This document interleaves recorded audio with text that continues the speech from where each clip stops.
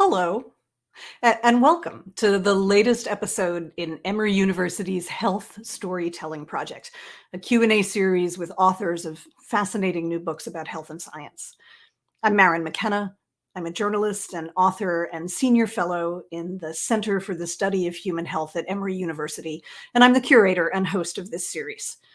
In a moment, I'll introduce you to my guest, medical anthropologist Theresa MacPhail, and her fascinating book, Allergic: Our Irritated Bodies in a Changing World. But first, let me tell you about this series. At least once per month during the academic year, we invite writers whose journalistic or academic books examine health, the science and history of health, and health's intersection with society. This series of conversations originates at the Emory Center for the Study of Human Health.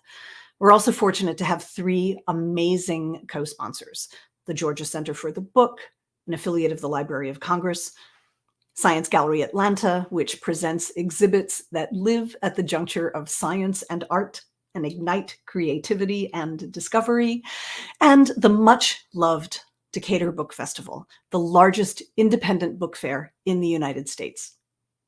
Book fans may know that the festival is taking a post-pandemic hiatus to rethink its goals and strategies, and in that pause, we're delighted to bring these authors in our series to the festival's passionate supporters. Now let me tell you about this series.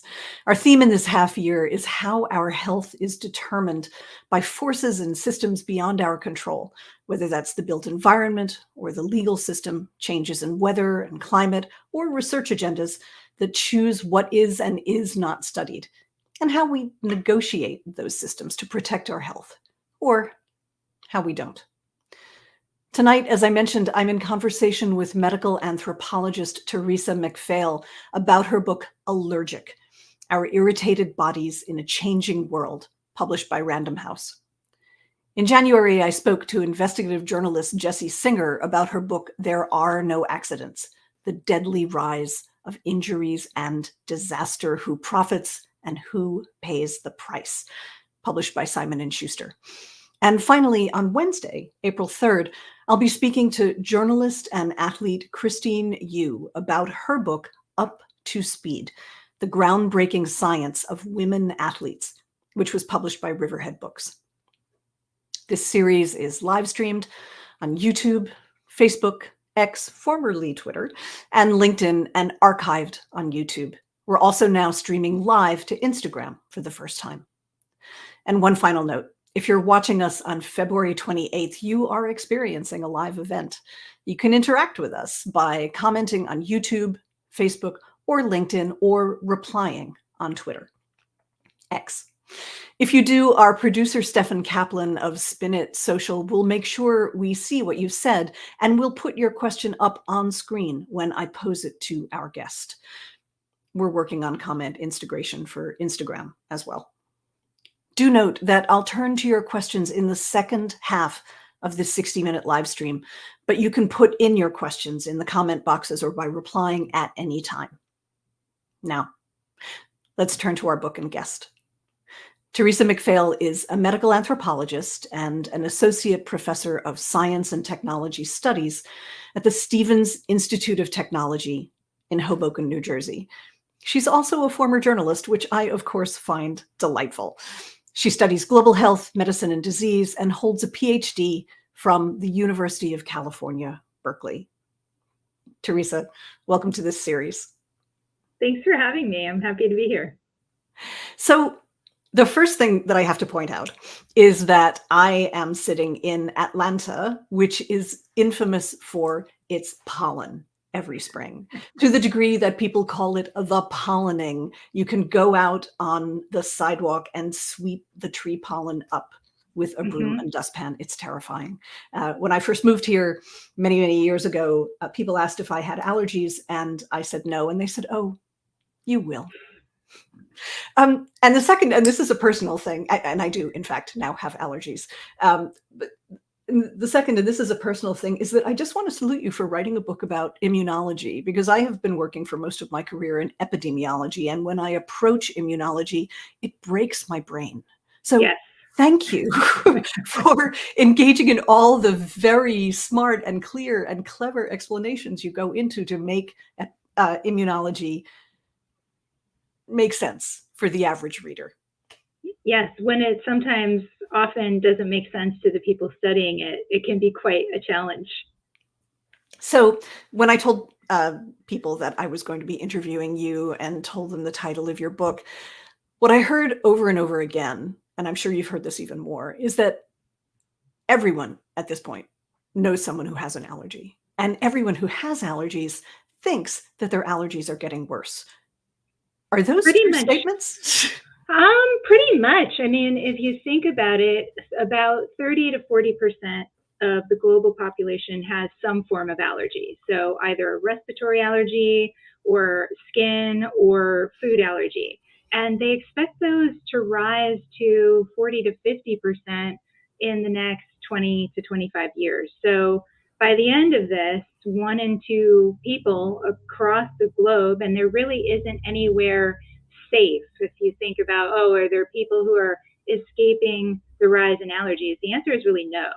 And as far as are they getting worse, the symptoms are getting worse for some people, especially respiratory, because of climate change and environmental changes. So we are actually seeing changes in the pollen that's driving everyone to feel more miserable. Even if they had milder allergies before, they're starting to feel the effects of increases in pollen in the air. So I got us off on the track of pollen by talking about the pollening here in Atlanta, the literal green-yellow storm that will be blowing past my door soon. But one of the points that you make in the book that I'd love to hear you talk some more about is that it's not just pollen and it's not just food, that allergies are a symptom of so many things, of the environment and climate change and lifestyles and the built environment, and so many things that we have done have created a rise in allergy. So unpack that for us. Oh my goodness. I mean, this is exactly what all the experts I interviewed kept telling me. You're going to try to tell the whole story of allergies? Good luck. And this is why. It's one of the most frustrating things is that everyone wants an answer. So they usually want to know, are allergies getting worse?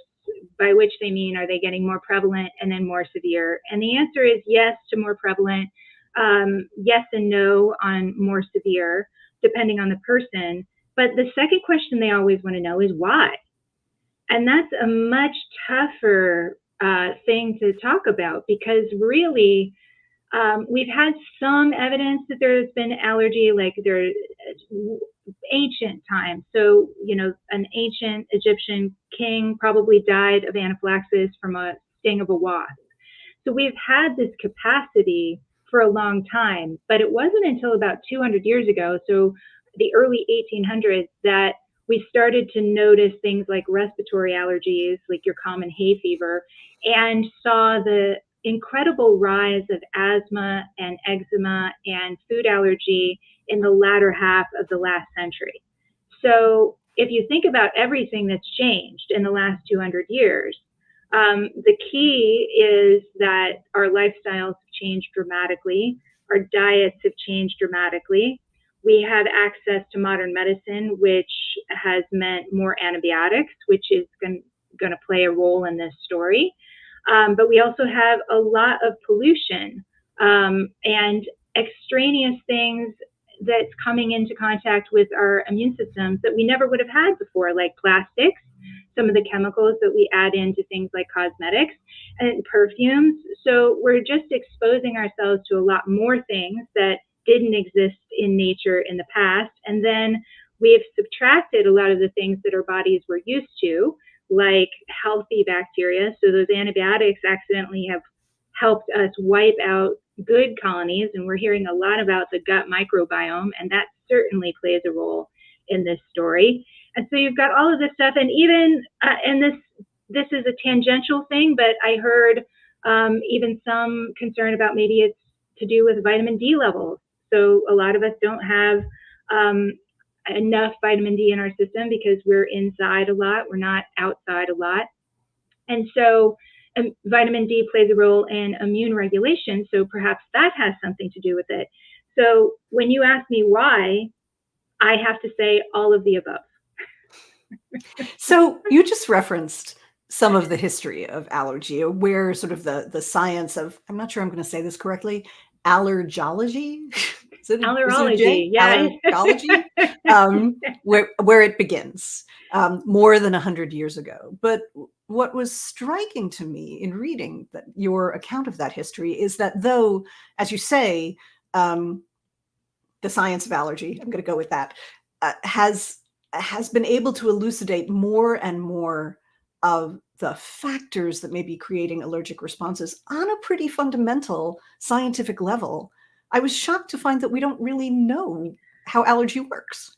Right. And so was I basically thought that defining allergies was going to be the easiest part of researching. And it turns out that that was one of the sticking points, because the history of our understanding of the immune system is wrapped up in what you and I both traffic in, which is viruses and bacteria. So, we start being interested in the immune system because of things like cholera and TB and early vaccines. And so when they first started noticing allergic reactions, it was in relationship to kids getting vaccinated for something like smallpox. And so they would notice rash and irritation and perhaps a light fever in some children that were getting repeated doses of this vaccine. And at first they thought that allergies were just a normal part of developing immunity. So they saw it on a scale, like a spectrum. So you would have to go through allergic response to get what you wanted, which was immunity. Because at the time that we started noticing these reactions, I can't stress this enough, we thought the immune system could only do one thing, which is defend us. And the idea that it could accidentally harm us was anathema. I mean, it just was considered heretical. Like, how could you think that these cells that are so clearly protecting us are actually having a harmful effect? And so allergy science is kind of ignored for a couple of decades until it becomes clear that, in fact, our immune cells can harm us. And of course, today, I'm sure there are people out there listening to this thinking, yeah, I have an autoimmune disorder. Like, yes, this is a possibility. And so it took a while for that idea of the immune system as just defense to leave us, so that we could start exploring more functions of immune cells. And I think at this point, we're still discovering new ones, to be honest. So it's fascinating, as you say, the recognition of immune disorders has made it clear that our immune systems are not always our friends. And yet at the same time, that makes no sense. As you talk about in the book, it's allergy is a maladaptive response. It may at some point have defended us against the environment, but now it is turning our bodies against ourselves. Right. And I think it's the confusion. So one of the things to know about the immune system is it's one of the oldest parts of us. And so mammalian immune systems started developing around 250 to 500 million years ago, depending on the part that you're talking about. So mast cells, which release histamine, which is why you're getting sneezy and itchy, and why you end up in anaphylaxis eventually, is all because of histamine. Those cells are 250 to 300 million years old. And so one of the things that I talk about a lot is the mismatch between having an evolutionary process that is super slow in humans. So, it takes us a while to procreate. And so we're less adaptive to the changes in our environment as something like mice or fruit flies, for instance. And so what's really happening is our immune cells were trained in a world that was pretty much the same for a long time. And then we started changing it dramatically, but our immune cells can't adapt that quickly. So it's like we're running Windows 95, but we need to zoom. And that's, anybody who's old enough to remember Windows 95 is going to immediately recognize you're going to have problems with that system. And that's really what's happening, is that our cells are doing the job that they were built for in an environment that they were not built for. And that's the primary issue that you're seeing with the development and increase of allergic responses. I want to remind people who are watching that we would love to hear from you. Please ask questions in the comments on whatever platform you're watching on, and we will see them. As you saw, we just popped up a couple of greetings from folks who are watching from a variety of places. So for the past couple of minutes, Theresa, we've been sort of geeking out about the science, and that, of course, is amazing. But allergy is so serious and often even deadly. And I would love to hear you talk about your own family history with allergy, which I assume brought you into this story and which is just so tragic. It brought me in, but decades later, which is surprising to some people, but I was very young when it originally happened. So when I was 24, my father was 47 and was driving in his car on a summer day and happened to stop at a stop sign, and he had his window rolled down, and a bee that was just on its normal trajectory collecting pollen for that day flew in the window, and they collided literally, and the bee stung him in the neck, and through a cascade of events, his cells overreacted. So all of us will react to bee venom. Like, all of us will have some sort of reaction, but my father's reaction was outsized, and he went into anaphylactic response. And unfortunately, this was the 90s. So back then, the ambulance that showed up didn't have to have adrenaline. They didn't have to have an EpiPen or anything of the like. And it just so happened that the EMTs that showed up to rescue him did not have adrenaline on hand. And so he ended up dying within 30 minutes of the sting, and he was dead on arrival at the hospital. And so a whole series of things just collided to have this outsized thing. And of course, years later, I started struggling with getting sick a lot and ended up at an ENT's office, and they scoped me, which is basically just sending a camera into your nose, ladies and gentlemen.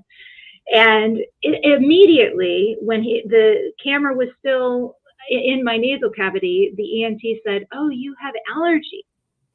And this was news to me because I had friends and family with respiratory allergies, and they really struggled during pollen season. And I never really felt that bad, except that my immune system was responding locally. And after that happened, I kind of put two and two together, and I started thinking, what really are allergies? Did I inherit this from my father? Do allergies just run in our families? Is it worse? And then I started talking to friends and family about all of this, and the floodgates opened, and I started feeling a bit like a priest in a confessional room, because I think people just aren't often asked about their allergies. And so I became a curious person and wanted to hear allergy tales, and hear them I did. I just got so many people telling me about their daily struggles. And that's when I started looking for the information that I ended up writing about. Like, why are we struggling with this? What's going on? How many people are we talking about? And that's what started my entire journey down this road, was a very personal experience with losing a family member, which is unfortunately not that rare. I mean, we unfortunately lose several people every year to food allergies and asthma attacks. So I have an uncommon, common story. I'm so sorry. Something that's so fascinating in what you said about learning about your family is that your family, many members of your family had allergies, but they had different allergies. Right. And in the book, you use this to open up the puzzle of what the genetics of allergy actually are. Right. So what did you find out? So it turns out that genetics are a small part of this story. So you inherit the genetic predisposition to having the potential to have allergy, but that doesn't necessarily mean you ever will develop them.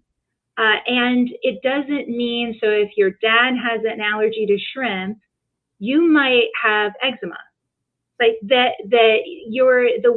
type of allergy you develop will be a dance between your genetics and your environment.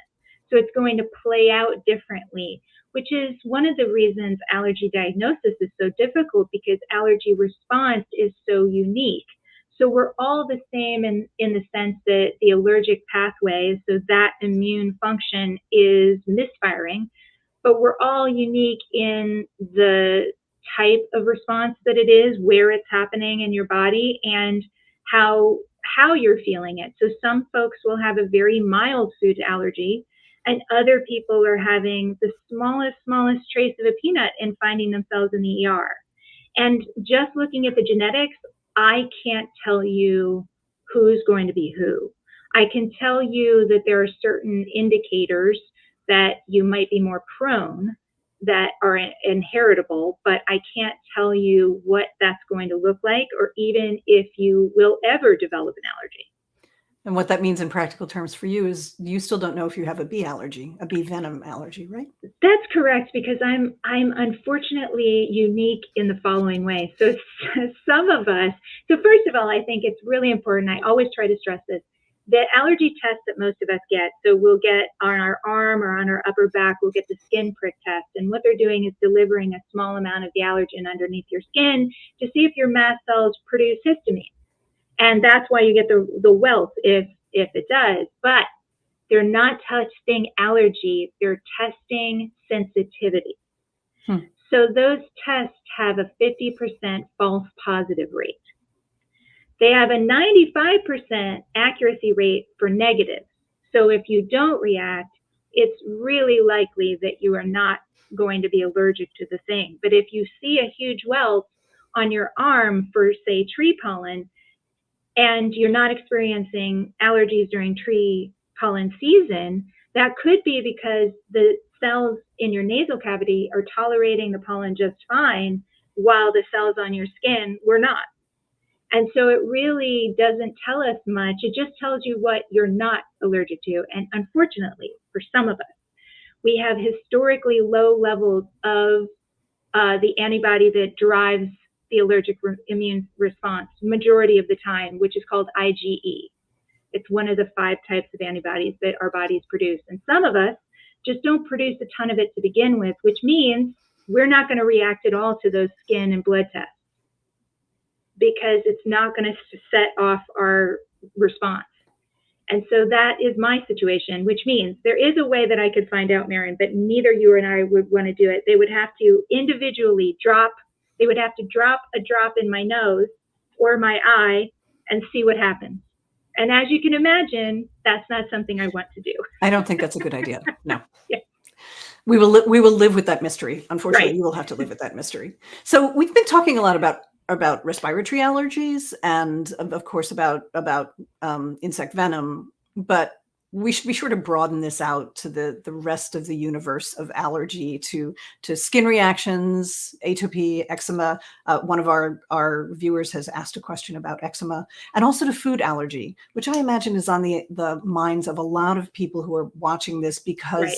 the rates of food allergy and particularly peanut allergy for parents of young kids, for young kids who have worried parents, just seem to be going up and up all the time. And as one Right. of your sources points out in the book, one of the mysteries of this is that people come up with food allergies at some point in their adulthood. They may have had a perfectly normal life for a couple of decades, and then suddenly, boom, there's Right. an allergy.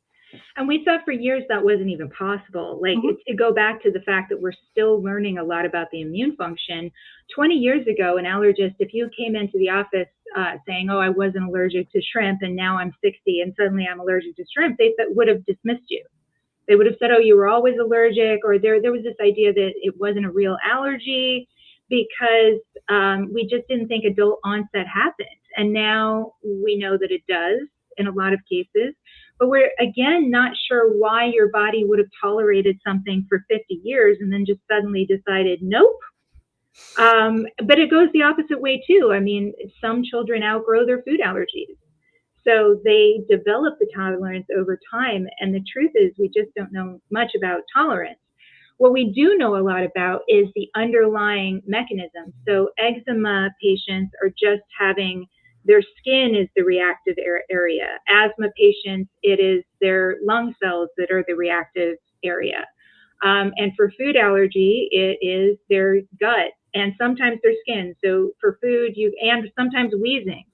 But it's basically where you are feeling the symptoms of the thing, but the underlying mechanism is usually triggered by that Ig antibody recognizing something it thinks is a problem, even though it's not, like a peanut protein, and then turning on the immune system, which is why it's confusing. A lot of people will ask me, well, why do allergies have the same symptoms as COVID? And it's, well, that makes sense if you stop to think about it, because you're turning on the immune system in both ways. It's just a different biological switch. So you're just using a different switch to turn on the same light. And so it can be really tricky. I mean, I'm sure some of the people watching this are thinking, yeah, every spring I play that really fun game. Is it a cold or is it allergies? And that, I hope that at least helps you. It's not going to help you solve the mystery of is it a cold or is it allergies, but that may explain why you're playing that game in the first place, because in essence, your body is doing the same thing for both. So I want to go a little further with this idea of flipping the switch, because I think a lot of people may have heard of the hygiene hypothesis, this question that has, I don't know, dogged immunology for, 50, 60 years at this point, of where, maybe longer, of where allergy or our tolerance of allergens come from. I will just mention again, as I said, I'm sitting in Atlanta. There's a very large nursery chain, plant nursery chain here, whose motto is "Come play in the dirt again." And every time I see it, I think of the hygiene hypothesis and encouraging kids to roll around in farmyards, or go to daycare with their younger brothers or older brothers and sisters. Anyway, tell us about the hygiene hypothesis and whether it works. Okay, so it is obviously partially correct, but it's not fully correct. And I'll walk us through that. So the hypothesis originally started when people noticed, an epidemiologist was doing a meta-study on asthma and noticed that the risk for asthma seemed to go down in younger siblings. So when you looked at families, if a family had 3 or more children, and this was in the 80s, so there were more families with that situation, what this epidemiologist found was that the youngest sibling had the least amount of allergic disease. And so he posited, well, isn't this interesting? What happens to younger siblings that might explain this effect? And his hypothesis is the hygiene hypothesis, which is perhaps those older siblings are bringing home infections and thereby training the younger immune system to tolerate more. And so when you look at studies that have been done in Switzerland and Germany, are the gold standard hygiene hypothesis studies. So they looked at children who were brought up in and around barns with livestock, and versus children who lived in the same village that didn't have that exposure to livestock and the dust in barns. What they found was if you were carried in and out of a barn between the ages of birth and around 2 or 3 years old, your likelihood of having allergies is almost nil. But interestingly enough, the livestock is a key factor. So if you're in a barn without the cows and ducks and pigs, it's less protective. And so you might be thinking, well, this sounds like a smoking gun. Here we are, like they're getting exposure to dirt and animal dander, and there's something about that that's helping to train those immune cells to tolerate a lot more category of things. Except that, if you look at farmers in Nebraska, their rates of asthma are just as great as, there's not much of a difference. And so we have some contradictory type of evidence.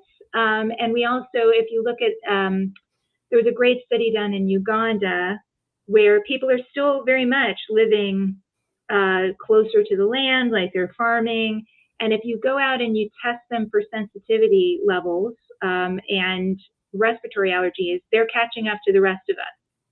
And so it can't just be that we're exposing ourselves to bacteria or viruses or animal dander or whatever is magical about barn dust. It has to be something else also. And so that's where I'm going to anticipate, that's where we're going. That's where the microbiome theory comes in. So that's basically the idea that our gut microbiomes are also training our immune cells. So the key seems to be that your immune cells, and it's very early in life, it's from birth to around 3. After 3, your immune system is kind of done with the lessons. It really does a lot of work in that time period. Not to say it's impossible to change your immune system after age of 3, but it's much more malleable in those early years. And so what seems to be the key is the idea of training those, exposing your young immune cells to as many things as possible in a positive way, and then you learn to tolerate it. But Maryn, we don't know what tolerance is. You know, that you mentioned that one of those studies took place in Uganda reminded me of something that I really wanted to hear you talk about, and I'm going to pop this in here before we get much further. And that is that in this history of the science of allergy that you unroll so beautifully, for so many decades, there's this sense that allergy is something that happens to wealthy people, Right, and to people who are dominant in the culture. And as you show in the book, that is not true. What's true is that other patients, people who are disadvantaged, people who are people of color, have not been as visible to medicine, even though in many cases they may be living in environments that are more allergenic than yes. the wealthy white people. So unpack that, please. Yes. I mean, unfortunately, this goes back to the original discovery, if you will, of hay fever. And so in the early 1800s, the people coming in with summer colds, which is what they thought it was before we knew about allergic response, they were usually white, worried, and well. So they were doctors or lawyers or businessmen or teachers, and they were relatively wealthy, and they were struggling with respiratory allergies. And so the association and a lot of them were women, and so or young boys, and so there was this idea that people who had allergies were perhaps neurotic and overeducated and primarily white. And that history is like a ghost in the present. We now know that that's not true, but that association has lingered, and you can see it in the media. Like in a show, a quick way to show that someone's a nerd is to have them puff on an inhaler or have a food allergy. And it's this idea that these people are neurotic and weak. And so that association has kind of lingered. But unfortunately, we know that if you live in an area close to diesel exhaust, for instance, so air pollution has a big role to play in this. If you have more cockroaches or more dust mites, like if you're living in an environment that an apartment building where you can't really get away from that, or maybe has mold, there's a lot of mold issues. Those children are more likely to develop allergies as they get older. And you're right, there's a socioeconomic dimension to this. Like, think about who's living closest to the bus depot. It's probably Black and brown bodies. And so this kind of association with, especially food allergy, to this day, Black and Hispanic children are dramatically underdiagnosed for food allergy. And the reasons are, one, they're not associated with food allergy. So again, there's this kind of historical after effect that we just weren't looking for food allergy with them. And then secondly, it's because of access to resources. So you have to have good health insurance, and you have to be able to get to see a food allergist. And for many Americans, that is like saying go to the moon. It may as well be that easy, because they either can't afford the copay or their insurance won't let them see a specialist. And for eczema also, eczema has been historically hard because until recently, dermatologists were trained on white skin.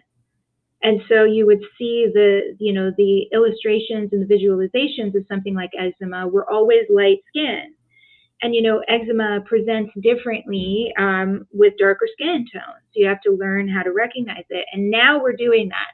But we weren't doing that before. And so the diagnosis is kind of lagged behind in some of those groups. I sense in our viewers that they're loving that we're talking about the science, but what they'd really like to hear is, what on earth do I do?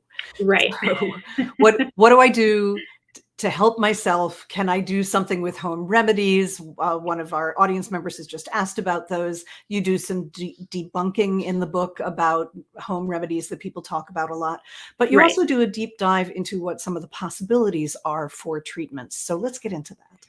Right. I mean, unfortunately, if you already have allergies, there's not much to be done. So this idea that you can perhaps, you can see an allergist, you can perhaps do immunotherapy, which is gradually exposing yourself to small doses of the offending thing. People do immunotherapy for food, but they also do it in cases of severe respiratory allergies. You can try immunotherapy for whatever it is you're allergic to. And they just try to build up the tolerance by slowly exposing those immune cells to minute parts of allergens and then building up. And it works for a lot of people, but unfortunately it doesn't work for a lot of people. And there's no good way to know who's who.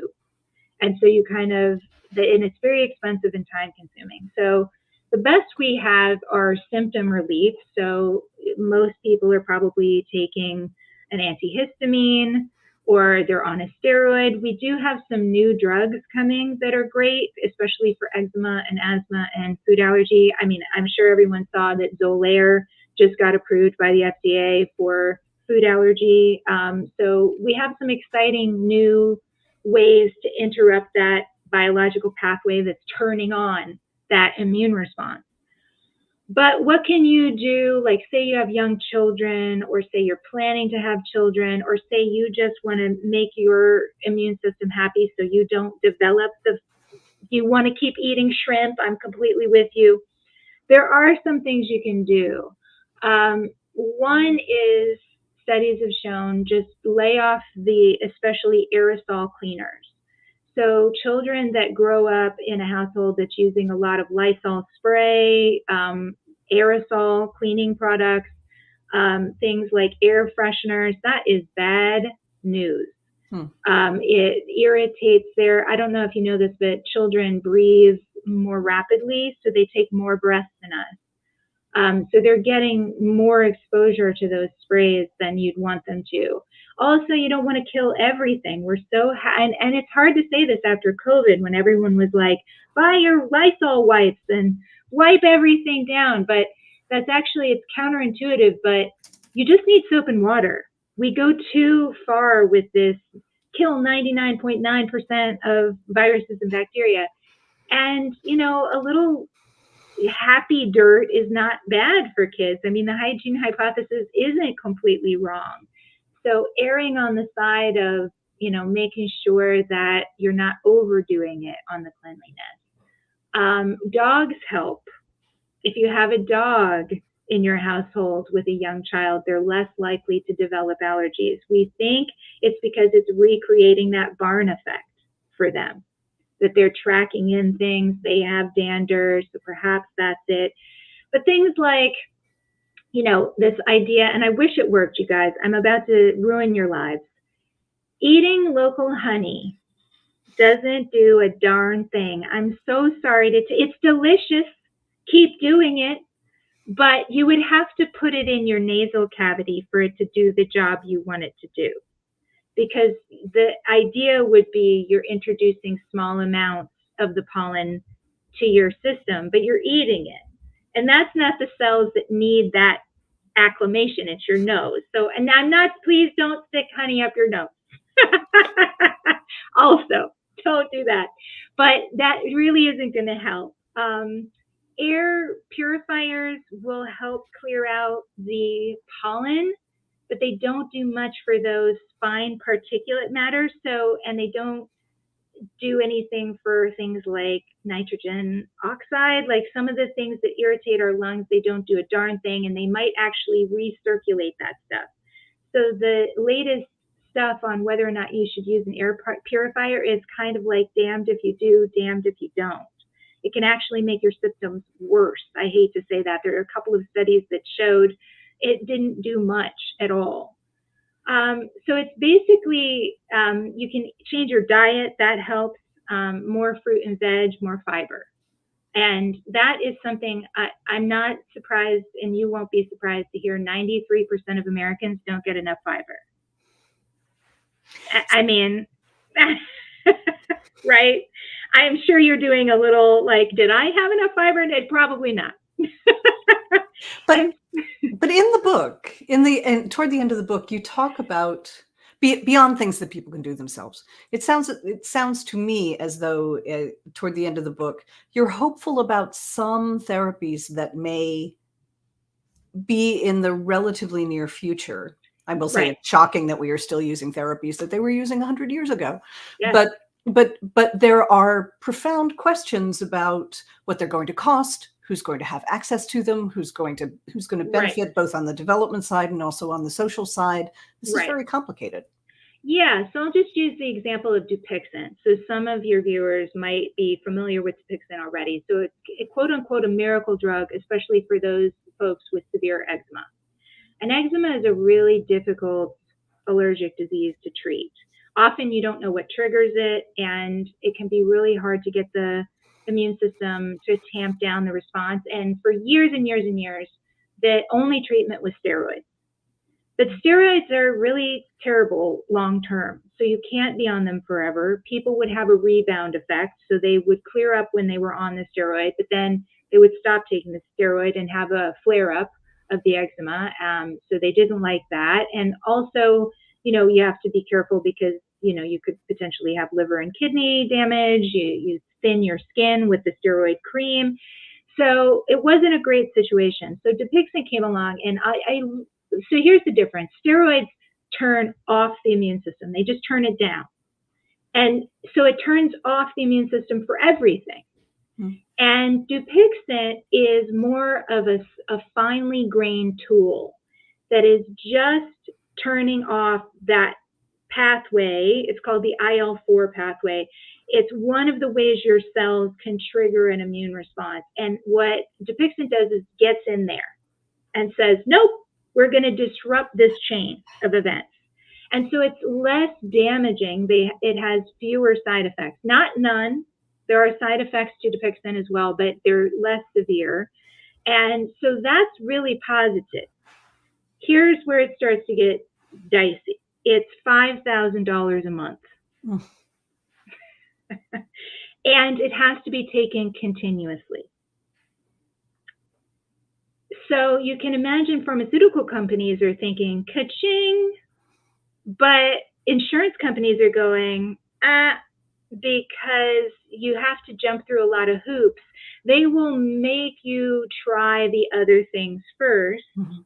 Because Dupixent is so expensive. And so you'll still have a pricey copay as well. So to go back to those socioeconomic differences, if you're a single mom trying to raise 2 kids and one of them has eczema and needs this medication every month, and even if it's only $40, knowing that that's every month might be out of your capability. So, pharmaceutical companies have programs where they try to help people with these costs, but that's not a great long-term solution, especially when you think about how many people might need them both now and in the future. So this problem isn't getting any better.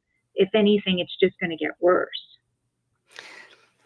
Astonishingly, we're coming close to the end of the hour, and there are 2 things, and they're sort of linked, that are in the book that I was hoping to hear you talk about. And the first is this sense, and you say it several times at different points in the text, that allergy and the rise of allergy is kind of like an alarm bell for for ways that are for our immune systems, but also for our environments and for climate change. And I would love to hear you talk about that. And then I have a follow-up question. Yeah, so I often say that allergy sufferers are the canaries in the climate change coal mine, because we often think that we're only affecting the outside world. We don't think that the changes that are happening environmentally are affecting our inside world, but they are. So like the pollen is a great example, because climate change has changed the pollen significantly. So it's changed the protein structure. There's more pollen in the air. You're not mistaken. There's more of it than ever, because some plants like ragweed, for instance, absolutely loves the combination of pollution in the air because it's getting nitrogen, which is usually a limit. Like plants need nitrogen to grow, but it's limited amount in the soil, not if there's nitrogen in the rain. So you're getting that limit. So there's ragweed everywhere. So there's more pollen just because there's more plants. And some plants are really loving these extended summers. So, now the pollen season is on average 3 weeks earlier. And we used to get a killing frost here in the Northeast. We would get a killing frost, say, around late October, early November. This year we didn't get one until January, and it was only a couple of days. And so the plants are loving some of this, but they're producing more pollen and more potent pollen. And so poor allergy sufferers who might have been tolerating ragweed up till now are now starting to succumb. So you can see those people who have always had it are suffering more than ever. And those of us who had no problem are starting to find that we do have a problem. And so I like to say that it's just a situation where our immune cells are trying to tell us, hey, we don't like it here.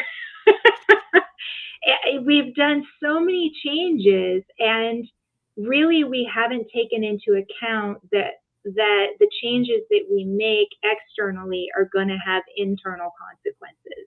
And that's really what we're seeing with the rise of allergies over the last, since really post-World War II, we've just seen them skyrocket all around the globe.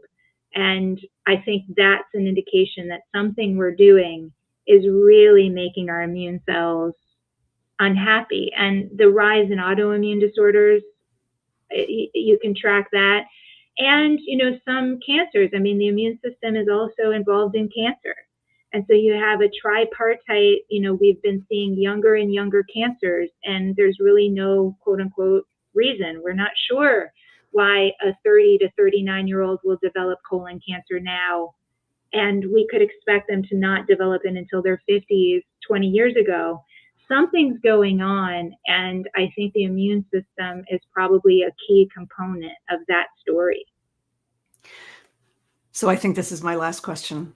And you just set it up beautifully. I mean, over and over in the book, I experienced this sort of growing sense of dread as you made clear how many components there are to the rise of allergy and how many things are sort of against us, but might be our fault. Like we talked about genetics. Genetics is not your fault, but but allergy is genetics and environment and climate change and greenhouse gases and the rise in pollution and the change in our lifestyles. And as you talked about, the growing gap between the rich and poor, between people who can live in more privileged and safer environments and people who can't. Right. And so you end the book with what I think is a really moving call to transform as many of those factors as possible. You position allergy as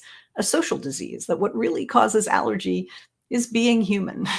And I would love to hear you talk for a minute about that sense of allergy as sort of a measure of equity, of how we are not doing enough really to take care of our fellow beings, and how we might, if we want to solve allergy, we might need to change that.